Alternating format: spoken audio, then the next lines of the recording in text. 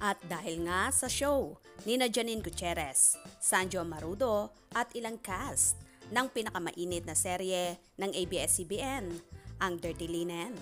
Kaya naman lumipad na sila papuntang Amerika. Magaganap kasi ang show nila ngayong August 26, 2023, Saturday, sa Memorial Auditorium, Sacramento, California. At August 27, Sunday, sa Araneta Theater, Houston, Texas, featuring Sanjo Marudo at Janine Gutierrez plus 20th Anniversary Concert Spectacle from Jed Madela. Kasalukuyan ngang nasa Amerika na ang cast ng Dirty Linen at pinagkaguluhan na sila sa airport pa lamang.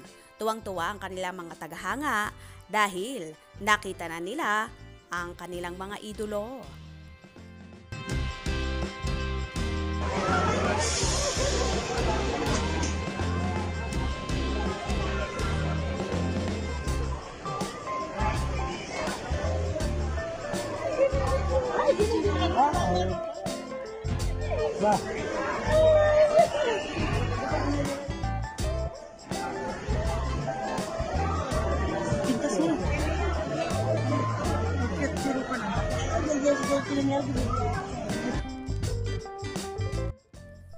Halos lahat ay namangha sa kagandahan ni Janine at sinasabi nga nilang barbing buhay.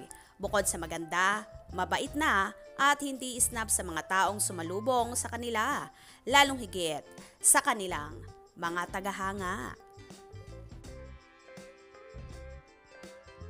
For sure, marami na ang nag-aabang sa mga magaganap sa show na yon at masasabi ngang breaking the record din ang nagawa ng serye dahil nagkaroon lang naman ito ng 2.3 billion views ang patapos na serye sa iba't ibang platform.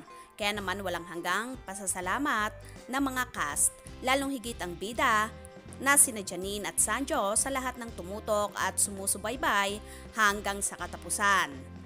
Masasabi ngang pang world class ang Dirty Linen, kaya naman umaasa ang mga tagahanga na marami itong makukuhang award soon.